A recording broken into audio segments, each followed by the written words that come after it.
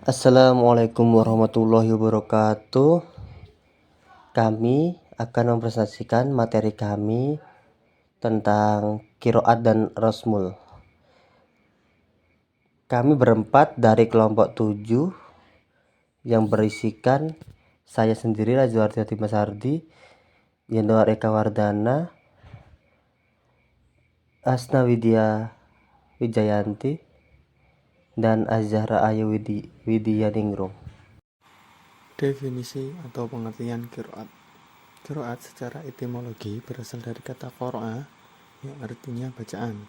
Sedangkan secara terminologi, qiraat adalah pelafalan ayat-ayat Al-Quran yang disepakati maupun yang diikhtilafkan oleh imam-imam qiraat merupakan perbedaan lafaz-lafaz Al-Quran yang menyangkut huruf dan cara pengucapan huruf tersebut seperti hanya takfif, taksil, dan lain-lain. Berdasarkan yang telah disampaikan oleh para ulama, berdasarkan pengertian di atas mempunyai tujuan yang sama.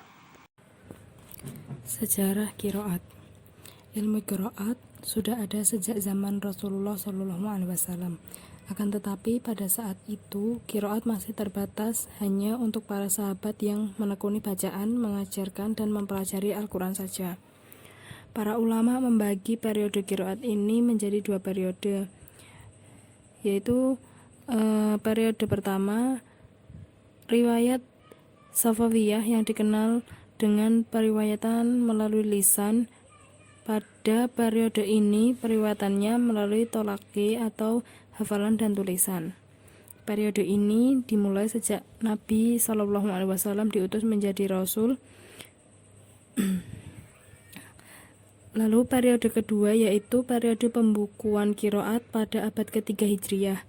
Para ahli sejarah mengatakan bahwa orang yang berjasa mengenai penulisan dalam pembukuan ini adalah Imam Abu Ubaid Al-Qasim bin Salam. Antusiasme para ulama terhadap qiraat ini mulai terlihat dikarenakan maraknya kebohongan yang dilakukan oleh para musuh Islam terhadap Al-Quran. Pada saat yang sama pula, ilmu tentang Al-Quran dan hadis sudah memiliki banyak cabang. Pada masa Nabi dan sahabat, ketika proses turunnya Al-Quran, Rasulullah akan membacakan kepada sahabat dan setiap ayat-ayatnya akan dihafal oleh Rasul sendiri dan para sahabat. Allah Subhanahu wa Ta'ala sudah memberi generasi kepada originalitas Al-Quran dengan tulisan tanpa tanda baca dan titik dalam teks.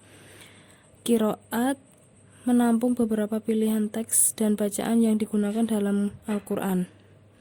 Apabila tidak bisa menampung beberapa macam huruf yang diturunkan, maka para penulis akan menulis semua huruf yang diturunkan, seperti yang terdapat dalam firman Allah Subhanahu wa Ta'ala dalam surat Al-Baqarah ayat 132. Nah, dengan demikian macam-macam qiraat dapat diketahui umat muslim. Di masa ini perselisihan mengenai qiraat hampir tidak pernah terjadi, karena jika ada perselisihan mengenai qiraat, para sahabat akan langsung bertanya kepada Nabi SAW dan beliau akan memperbaiki qiraat tersebut. Pada masa tabi'in dan generasi setelahnya, masa keemasan qiraat telah nampak. Masyarakat sangat antusias dalam mengkaji qiraat dari berbagai kalangan, sehingga banyak muncul karya-karya yang bertemakan qiraat.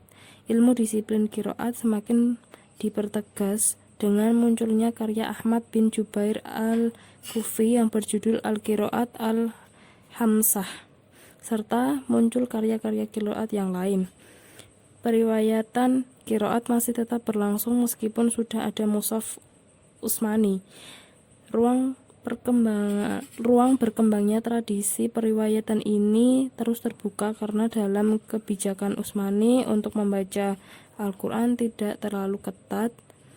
Hal ini mengakibatkan para ulama tidak terpaku pada mushaf Utsmani saja, tetapi mereka juga merujuk kepada qiraat sahabat yang lain. Sumber-sumber qiraat. Sumber-sumber qiraat dapat diambil dari dalil Al-Quran. Terdapat banyak ayat-ayat Al-Quran yang menunjukkan secara jelas dan pasti bahwa Nabi tidak pernah menukar huruf maupun kalimat Al-Quran. Salah satunya Dalil terdapat pada Quran Surat Yunus ayat ke-15. Qiraat secara talaqiyah diterima oleh para sahabat dari Nabi SAW dan disampaikan kepada para tabi'in yang juga secara talaqiyah.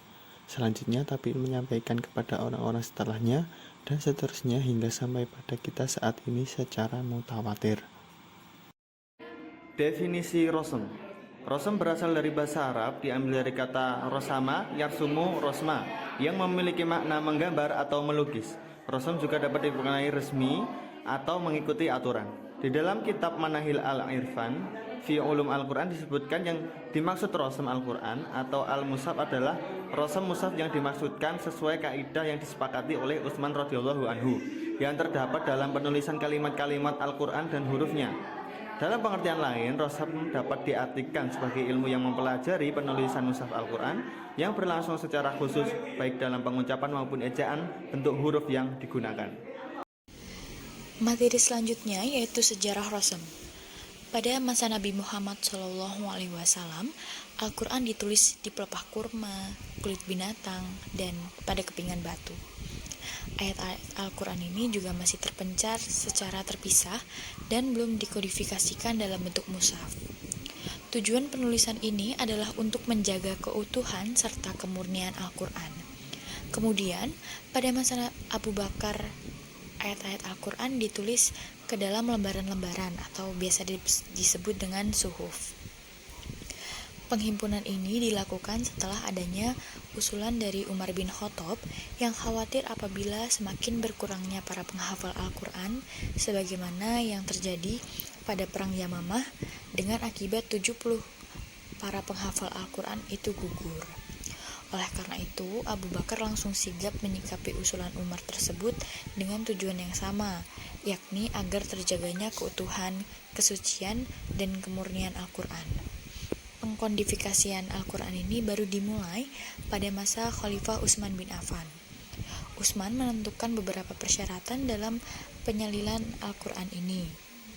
Di antaranya adalah penyalinan Al-Quran harus disusun sesuai dengan riwayat mutawatir, mengabaikan ayat-ayat mansukh, dan kemungkinan tidak dibaca lagi di masa Nabi SAW.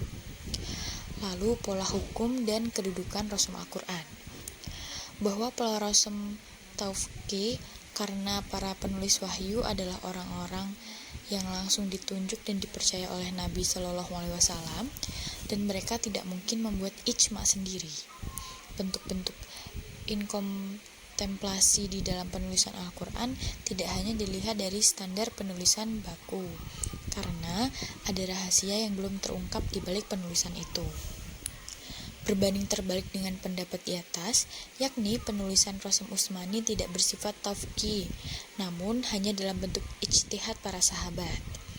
Mereka juga berpendapat bahwa sah-sah saja jika penulisan Al-Quran dengan pola standar atau rosem imla'i. Penulisan ini disertakan langsung kepada pembaca jika merasa lebih mudah memahami rosem imla'i. Bahwa mereka membenarkan Al-Quran jika ditulis dengan rosem imla'i. Namun, opini ini hanya berlaku bagi orang awam saja. Adapun pendapat yang lebih moderat mengatakan bahwa untuk mengatasi kesalahan umat dalam membaca Al-Quran perlu diperlukan rosem imla'i. Sedangkan untuk memelihara kemurnian Al-Quran juga diperlukan rosem Utsmani. Lalu materi yang terakhir yaitu manfaat melestarikan rosem Al-Quran. Dari uraian di atas dapat diambil sebuah manfaat dari rosem Al-Quran, antara lain yang pertama, pelestarian cara penulisan Al-Quran menurut cara penulisan Al-Quran dan penulisan secara akuntansi. Lalu yang kedua, memungkinkan pembacaan lafal yang sama dengan versi qiraat. Yang ketiga, yang terakhir yaitu agar kita bisa membaca dan mengamalkan Al-Quran saat ahlinya belum ada, agar kita juga bisa lebih dekat dengan Allah SWT dan juga tahu mana yang benar dan mana yang salah. Ya, mungkin cukup sekian presentasi dari kami kelompok 7 tentang materi qiraat dan rosum. Apabila banyak salah kata dalam penyampaian materi tersebut, kami ucapkan mohon maaf. Sekian dari kami. Wassalamualaikum warahmatullahi wabarakatuh. Terima kasih.